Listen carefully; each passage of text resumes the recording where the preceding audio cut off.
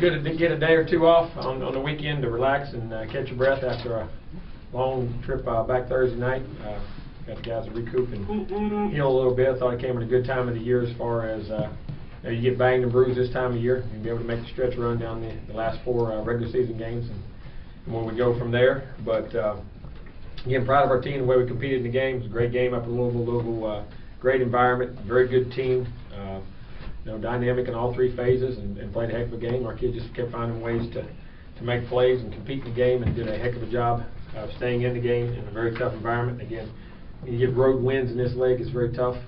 Those are always big-time games that you have to play, and very proud of our kids for competing those games that way.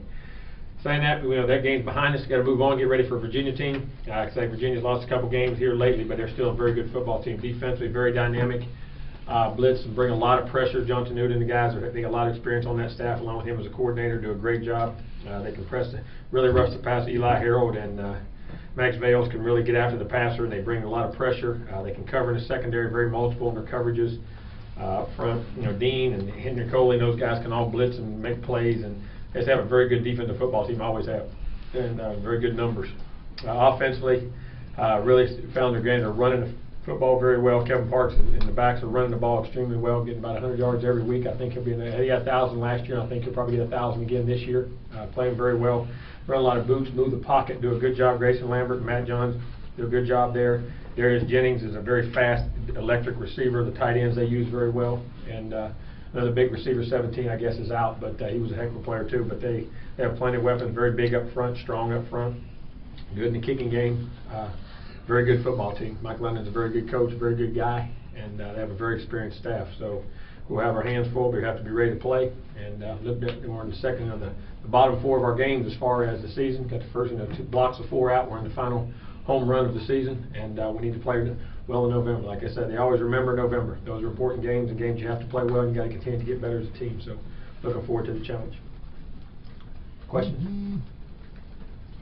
How proud are you for the freshmen?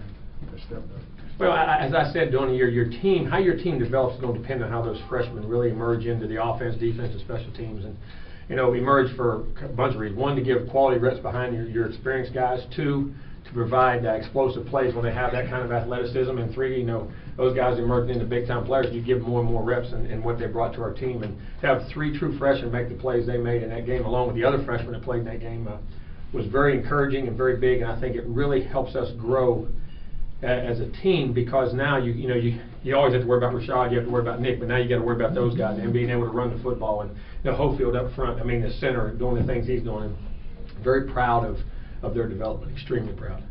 Was that something that was predetermined at the beginning of the season, that you're going to lean heavily on those true freshmen, or is that something that I don't ever do, because you don't ever know.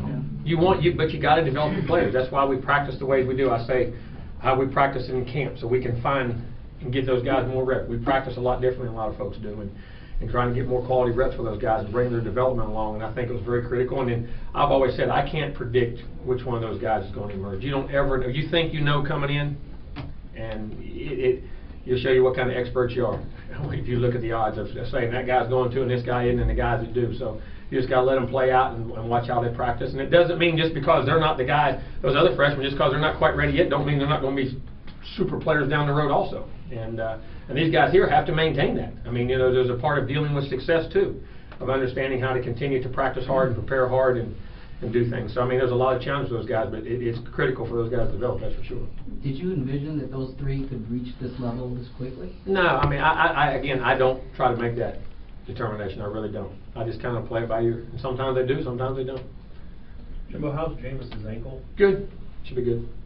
Was he affected by that in the second half? A little bit. Yeah, and he said it was a little bit. But I still think he could have got his foot in the ground. He saw it just a hair late, I think, and he got it out there, made a good read. But we'll look at the film and see. But it does affect him. But that's football, man. That's what makes football so special.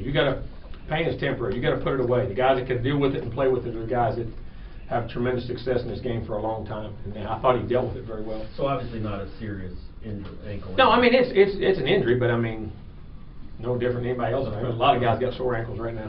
Will you limit him in practice? Yeah. Huh? Will you limit him in practice, or is he going to? We'll wait and see. If you don't practice with pain, how are you going to play with pain? Did that alter the way you called plays or anything? No, not one bit. game down. You know, it seemed like in the first half, you guys would get drives going, but then have something go wrong. The consistency, miss a block, drop a ball. I mean, again, that's what I say on offense. 10 guys can be right, one guy wrong, and we also we were backed up a lot. You know what I mean, having longer drives, and we didn't hit the big plays, but once you got the rhythm, you got going. But you're exactly right. When we moved the ball, we had 200 yards of offense. It's just we didn't have enough consistency. Maybe middle of the season. I'm sorry. Has Jameis done a better job checking down this year? I know that's one of the things last year you wanted him to. Yeah, I would say so. Probably so. Learning more and more about where guys are and the consistency of going through his reads quicker. Sometimes too quick. that can be a detriment too. Sometimes you don't stay down there, but it's all part. He's playing really good. Maybe middle of the season isn't the best time for it, but have you reflected at all about how kind of crazy this season has been with close game at Oklahoma State, Clemson? That's the way all good games are. That's what you guys don't realize, and I say that. When you go back and look at teams that win championships, last year was a oddity. Those don't happen like that. I mean, you go look at any conference across the country, the teams that are winning and the teams that are up there. They've all been through that. That's part of being a champ. It's what you don't appreciate sometimes is the ability to find ways to win. And that's what it is, and that's what this team can do. And every team across the country it's still standing up there tall has been through a lot of these same things. Is there a different level of satisfaction for you considering the way you guys have to win games this year? No, I don't. I mean, that's just the personality of what we're doing and how we're doing it, and there ain't no satisfaction to me. I'm worried about Virginia. That's the next thing we got to worry about going to the next game. You don't have time to be satisfied right now. Any more exhaustion coaching after some of those games than opposed to last year? Your mental preparation going in is the same to those as coaching in those. The same preparation, the same mindset, the same intensity, and it's the same focus all the way through. Because whether we're up 30 and you're coaching the other guys that are in the game, how hard you're coaching them compared to the guys that are in the game if the game's close, it's the same. That never changes for a coach. Jimbo, with 4 straight games and maybe 5 if you're in the ACC championship without a break, you're going to have to kind of, down the stretch, you manage the team a little bit different in terms of... Well, we'll have to look at their bodies, how the wear and tear on them, the number of snaps they take, how many plays that, and you can judge by the GPS stuff what kind of wear and tear that's taken on the body. You may adjust practices early in the week on a Monday or maybe on a Thursday, which you see us do with our veteran guys often. You see, was he hurt? No. He's playing well. I think he needs a day off to help his body recover and be at his best on Saturday. I think that's always very critical in how you manage, not just the whole team, but each individual players are all different on how much their bodies can take and can't take. Is that maybe biggest difference from last year? Because a lot of those starters got to rest. I think the number of snaps, I don't think there's any doubt. I think there's any doubt, Gene. You have to be very aware of that. The quality of snaps they're playing and the number of snaps. And you have to bring that with practice. And still be able to practice enough to still play well on Saturday. You're exactly right. That's always a fine line you got to walk. Did you have Tyrell Lyons practice at linebacker at all this week, or is that right? He's been doing that because he plays nickel and dime. See, when you go nickel and dime, really those two guys become the Sam and the Will. So in essence, you're becoming those players. So that's one of the things about having versatile guys, and that's why he can play there. And he's been playing there as a dime guy, just like Nate. That's where Nate Andrews played a year ago, and then plays at times this year. And that's when he got that pick at Oklahoma State. That's what he was playing. So they play there, so it's very comfortable to drop those guys down in that situation and let them play. Is it too early to know on Terrence Smith yet? No, I think Terrence looks really well. I think he should practice this week. I mean, we'll wait and see how he goes, but he looks good. And Matthew Thomas seemed to... He hurt his shoulder, banged his shoulder up a little bit, but he's fine. Okay. Yep, he's ready to go. Cam won Lineman of the Week. How's his season kind of come along, and how important is he to the way things are going? Oh, I think it's very critical. Anytime you're left tackle and the athleticism he brings, and he played very well the other night. And he had a couple bangs and bruises in that game too, and played right through them. And that was a very physical game. So I mean, he's a very critical part of our team. He seemed like one of the guys on the sideline that, when things were looking down, was kind of getting in people's face and rallying them. He does. He's been there. Guys have been there and done that, and it means a lot to those seniors. Yeah, when you're a senior now, it's always a different meaning. The offensive line in general, after going back looking at film, how would you evaluate their performance? I thought they played pretty well. I thought we ran the ball for over 200 yards. Had a couple sacks that took away from running yards. Again, like I always complain about, the NCAA does it wrong. But you really had 200 yards rushing right there, and in that game, and then protected pretty well for capacity. As many different blitz packages as Louisville brought, they were extremely exotic in how they blitz. And because Todd had spent a lot of time in pro ball matchups where they move people. I said that going in the game. We had to spend a lot of time during the week, and they got there a couple times and caused a pick one time. We didn't get a guy picked up, but that's for the most part though. Them, the backs, the tight ends, I thought did a really nice job in the game. It seemed like they cleaned things up too, even in the second half when Jameis with his ankle being hurt. I mean, did that? Well, I think also you get the feel for how the team's playing, just like they did at Notre Dame. I mean, everybody gives Jameis so much credit, which they should have. The guys got open, and those guys picked those blitzes up and blocked those people in that Notre Dame game. Also, just very similar to what they did in that game. Is Cam's right arm okay? Yeah, I mean, just typical bang and bruise. I mean, he had a funny bone, as they say. Something a lot of people noticed was when Ryan would be helping on somebody else and then they'd shoot somebody through. Should Ryan be coming off? No, not necessarily. That could be another guy. Could be a guard, could be a back, depending on each situation. Sometimes it may have been once or twice, but a lot of those times when he's sliding in protection, that's somebody else's guy. That's usually a guard, or it could be a side adjustment. Jameis, a couple times in that game, had blitz adjustments that he could have thrown. He elected to hold the ball and try to make plays down the field, which he has the ability to do, but also know you may take a shot with that too. So some of those are on him. He has the versatility to do that, depending on the depth of the blitzers and some of the things that go on. With the different angles you guys had, were you able to really get a good idea of how he got that ball through to Herman Lane? Yeah, when he saw the defender has back to you. And we do teach, when a guy has his back to you, we teach a lot of guys, throw it by their ear, throw it by this, they can't see it. Guys running down, you see it in pro ball all the time. Vertical guys going down the field, the linebackers running, they'll throw it on the back shoulder, those big tight ends, and Herman's a big receiver, and he was throwing on the back shoulder, and their safety tried to come across, now they collided. But that guy had his head turned, and they just stuck it right by his ear. Was that one of the best throws that you've seen in the Yeah, that'd been a pretty good one. I tell you what, the other thing is, regardless how good a catch it is, to go into that crowd and not hesitate and keep the focus and concentration to catch that ball, not only catch it, then come out running on the other side and score. I mean, that was a pretty good play on a couple guys' parts right there. Jimbo, you talked about getting into a rhythm before on play calling. Did you kind of feel maybe you were in the zone in the second half? It seemed like a lot of things were really clicking. Well, we did, and Jameis and I got on the same page as far as mental on our decision making. You know what I mean? And got him seeing what we were seeing, and he was going. And when I called it, he knew exactly what I was wanting to do. If they did this, we were here. If they did this, I was here. You know, he has a lot of that freedom. But you can once you get he and I got together there and really understood what they were trying to do, it really helped us. A couple of those plays, like the tight end screen and the play to Freddie at the end, some of you kind of saved those for situational things that we knew and certain looks that we wanted to get to, and you know, there's a lot of wrinkles we have in there. We just haven't shown or didn't get the right situation to call them. You know what I mean? And they were just right for that time. Hey, Tom D'Angelo, you want to go ahead? Yes, please. Hey, Jimbo. Hey, I can't hear some of the questions. Will you ask about Pugh, Jason Pugh? How's he doing? He should be fine. He should be out of practice today. He and E.J. Levenberry both will be out there today. Okay. Hey, Jimbo, as far as playing freshmen, is it a little different nowadays? So many of these kids are in and out in 3 years. Yes. So is there more urgency, or do you think that more true freshmen get on the field because of that now? I think a couple reasons, Tom. I think, one, they're getting developed in high school more, and I think they're throwing, catching, the 7-on-7 things, what they're being exposed to. They're coming to school earlier as far as a lot of them are coming a semester early. You know, like Dalvin did, you know, to come in the spring and go through that, and then go through a whole summer, then a fall camp. It's like you've been here a year. And then I think even coming into summer now, the way the NCAA is allowing you to come in the summer, they still get to work out. They get to get accommodated to all the teammates and the things that go on. And those guys still do 7-on-7s on their own, so they get a feel for what the offense or defense is. And I think all those things contribute to that. And then, one, I think guys are just so talented. I mean, and you got to recognize those guys. You know, you're not going to keep for 5 years, and try to develop them as quick as you can once you see them in practice. Also, is it easier, Jimbo, for skilled position guys because they've just got to rely on their skill more than yes. some of the Very good point, Tom. Very good point, because usually the guys, if I've been around some phenomenal. Willie Anderson was one who started the day he ever got to Auburn for us and was a ninth pick. Victor Riley was a guy. Kendall Simmons. I mean, I've been around a few linemen that have done that. You know, we had a lot of our guys did as young freshmen, but it's rare for offensive and defensive linemen to make that in because of the physics. Because you're talking about an 18-year-old compared to a 21, 22, 23-year-old.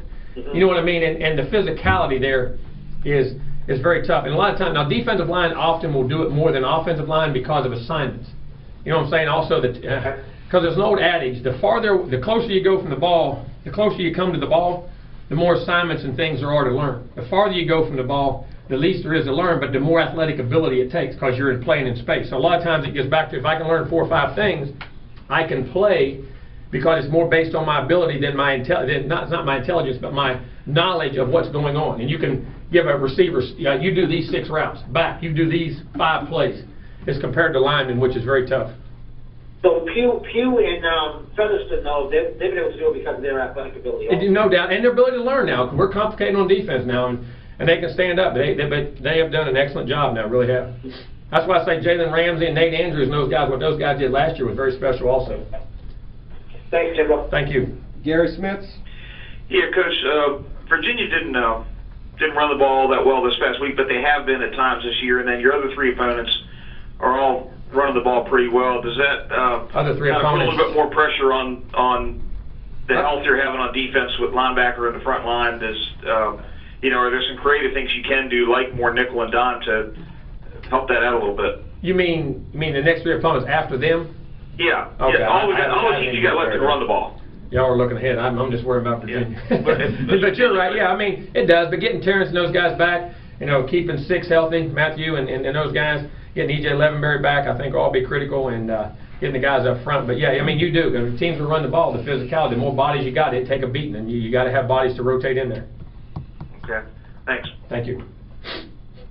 Going back to the recruiting stuff, do some offensive linemen during recruiting maybe need a little bit of a reality check if they say they want to play early, and you just have to say it's really tough to do it as a freshman? You're on. We don't ever promise anybody to play. Mm-hmm. I don't care. And you're honest. And listen, you're going to have a chance. You have an opportunity. If you're ready, you're ready.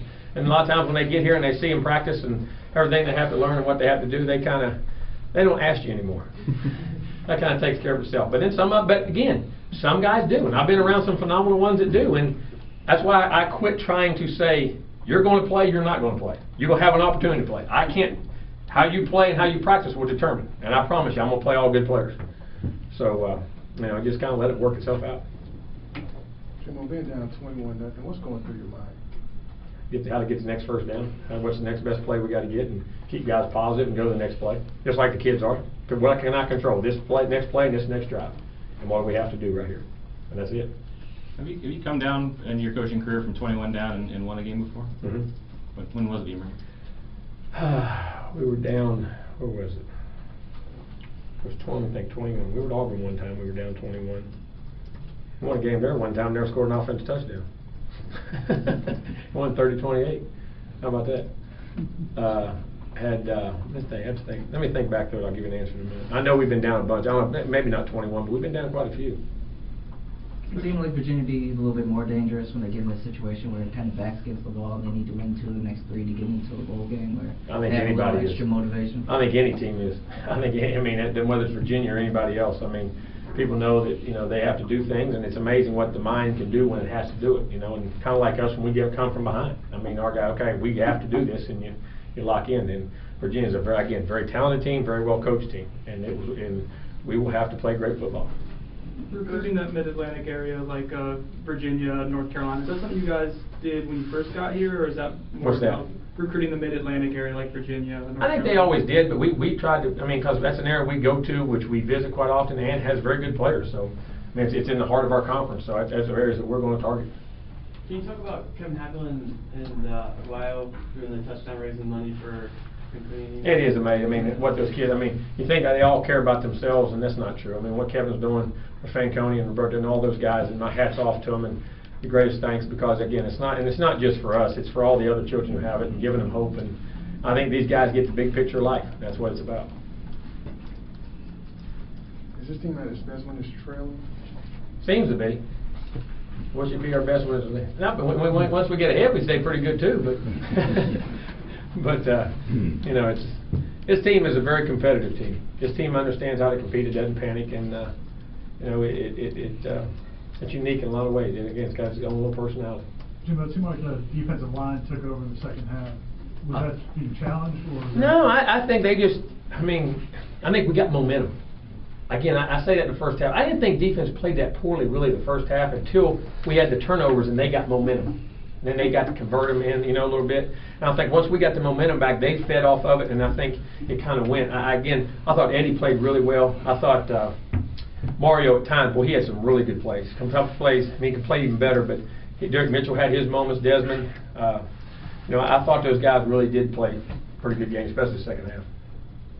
Is there any common theme as to why the first half and second half seem to be so different? With all these comebacks, you've given up about 280 in the first half and about 160 in the second half. Guys, sometimes they're doing different things. Sometimes you're seeing a lot of different looks. And I think a lot of people spend a lot of time preparing on us. In the off season, it's just like and I say this, it's not the same. Why the Seahawks the #1 defense in pro football a year ago, and this year, and they've lost a few guys, but it's basically the same guys. You know what I'm saying? I mean, I think teams spend time preparing for you. They spend extra time in the off season, in the summers. You know what does work? Extra time to study because they're at the top. You know what I mean? And I think then I think Charles Kelly's done a great job of making adjustments as games went on to be able to control people and what they've done. And at times we haven't started well. Sometimes I think we just, like the first play of the game, we've had blown coverage on the first play, which is unexcusable. I mean, which is crazy. But you know, we got to live and learn. We got to learn to start better. Jimbo, how good was Dalvin in that second half? I mean, he rushed for 100 yards against the nation's #1 rush defense. And hit home runs and like I said, bounced a couple plays and broke tackles and finished runs. And the other thing you don't realize, caught 4 balls. Caught 4 balls out of the backfield for 40 yards. So I mean, you know, picked up blitzes. I mean, and I'm gonna tell you this: even though he had the big plays, Carlos ran. He missed a run or two on the short yardage right in there on that 2nd and 1. I thought we could have came around, but I thought he ran very hard, very physical in that game, and did some really good things. But Dalvin was really special in that game. I really did. I think he was extremely good.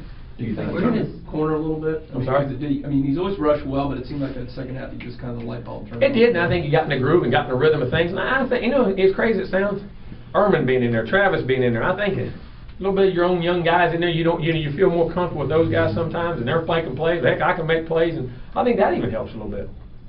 What do you think he's progressed the most from, well, I guess, throughout the season? I think his ability to practice and prepare. And I understand it's not just about running the ball. It's about pass protection. It's about how you run a route, he's learned to be more detail-oriented, not rely on ability. Jim, I think we're probably reminded every week, but even more so with that Florida-Georgia game, how wildly different a team can look from one week to the next. That's what I try to tell y'all. Why you say that? I'm nervous every week. I mean, I as a coach, you know that. I mean, kids, attitude, personality. Whose girlfriend ain't mad at him that week? Whose mom ain't mad at him? Whose grandma ain't upset with him? How class is going? Mm-hmm. Am I doing good in class? Do I have 3 tests that week? Do I not have any tests that week? I mean, you don't realize. Look at pro ball. Those guys have nothing that distracts them, and how up and down they are from week to week. A college kid, 18, think of all the things that went through your head at that age. People don't understand all those things affect that, and you say, well, they shouldn't. Well, no, they're human beings. They do, and that's what you say, and that's why it's a challenge every week to control their minds, to bring them into focus, to understand how to be consistent and get in a routine. That's the hard thing. Even the off the field stuff, like you said, even in pro ball, I think the Steelers got blown out by the Browns one week and then come back. Why? Now they look like he's thrown. Nobody in NFL history's thrown 6 touchdowns in back-to-back weeks against good teams.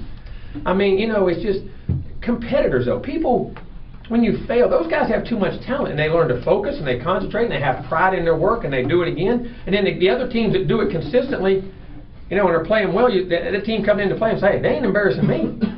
They're not going to embarrass me too. I'm going to step up and make my name today. I'm going to be a competitor today. And I think human nature, that's what makes sports so different. You don't know, and it's that mindset every day of everybody in the organization of how you got to go about it. That's why I say people get so up and down on weekly things. I mean, appreciate winning, appreciate playing good, appreciate. It's so much harder than we make it seem to be out there. So much, and it's not a cry. It's just the facts of life. I mean. If it was, guys would be undefeated all the time. How do you, I know, winning 24 in a row, you found some type of recipe, but how do you get your guys to not have a bad week, or if they do have a bad week, to bounce back in the second half? We have had bad weeks. We just overcome. You're not always perfect every week. We've learned to control things we can control and learn that we're never perfect, even though we strive for perfection every day. In the meantime, we find excellence. And I say that all the time, but you have to remind yourself that, because, all right, if you mess up, okay, forget it. Let me control the next play. Let me manage this situation. Let me move back to this. Let me control what I can control, and getting them to understand that. And I think that's been our key, at least so far, that, you know, we've been able to not panic and focus on the next play in those situations. Are you concerned about the blocking on kick returns, or is that, it seemed like their kicker did a pretty good job of placing balls kind of like you guys did? They did. And I mean, in the Louisville game? Yeah. They did. Well, a couple times we had return. We missed it. We waited on a block and had one, then we fell down once, and we had a return. and most of them are one, and we had the blocks, and twice, if we go get the guy 3 yards more on the penetration, there's a seamless, and a couple of them were inches from coming out. I mean, it's actually getting better, but we still got to get the timing of it better. Jim, on the interception he threw, the second one he threw, did Travis just break off his route, just stop running? Just slow down. Never thought he was going to get the ball. I mean, Jameis kind of put it right where it needed to be, right? Yes. All right. And he had a choice on the play that could have been another throw he could have made, but he was going to drop it. And that's what young guys do. And I don't mean this as kind of, you got to run 5 full speed routes. So our offense is not based on, well, main plays over here. Well, I'm on the backside. I'm not getting the ball. That's not true. Everybody can get it. And you got to run 5 full speed routes all the time. I know that sounds crazy, but guys who haven't been exposed to that consistently, and that's where youth comes in sometimes. A guy thinks, well, I probably don't get it in this look, and that kind of is doing that, so they don't really stop. It's 85% instead of 100%, and that throws it off. And that's youth and experience and things that happen. But that is expected with young players. Like I say, you got to take the good with the bad. I'm sorry, I didn't mean to interrupt you, but how did Jameis handle that on the sideline? Went over and told him, listen, you got to run full speed. And I said, why did you stop? Okay, we explained it. Listen, we can get the ball here all the time. Yes, sir, it won't happen again. Boom, he didn't do it again. You know, just explained it, moved on. Did Ehrman catching that ball against Louisville, against Notre Dame, it looked like he let up on one route and he kind of got his fingertips? I think experience, knowledge, and you know, getting in that situation for a second time, getting in that environment for a second time, it's all part of growing. I think it's all part of growing and knowing what you can do. How do you explain his ability to kind of like, you know, get rid of the 3 interceptions in his head and just hard to do. That's one of the unique things about him. Again, and our team to play the next play, to control, you know, go on and block out the pass. And to me, that's what shows to me supreme confidence in yourself. That, you know, even though a lot of guys have confidence, and all of a sudden it doesn't go well, their confidence goes with it. Well, not certain people, it doesn't go. All right, I know I did it. I messed up. I know what I did. Now, I'm not perfect right now. I'm a little bit out of rhythm. Let me get a couple throws, get my bearings back, and then you try as a caller to get him some things that are easy to get back in that rhythm, and then takes off. And that's a very unique thing he has, and that is much, much harder to do than people think it is. Do you expect Mario back this week? Pender? Yeah, I mean, he was looking pretty good. I'd be anxious to see. He could be. I'm anxious to see how he is first couple of days this week. There's a chance. I don't know either way.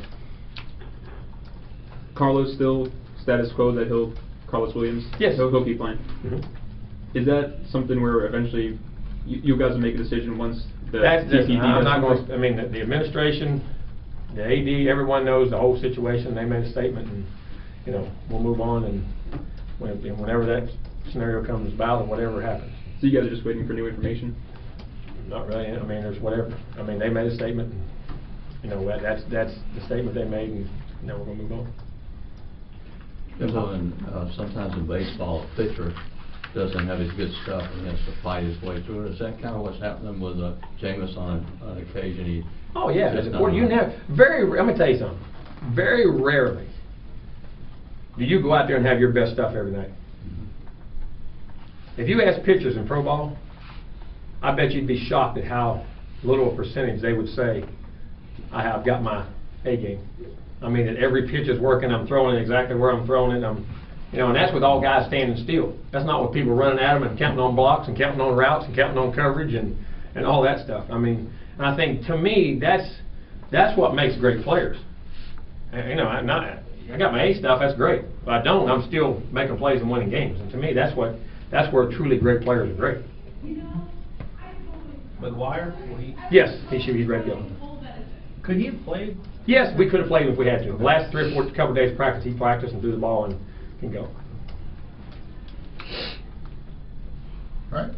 You guys don't go after a lot of punts, but it looks like Ramsey might. We went after a couple. Ramsey came pretty close. He did. He was inches, boy. I mean, he got pushed. Guy hooked him just a little bit, grabbed his shoulder pad, and it was. I mean, just enough. He was about that far off. We went after a couple.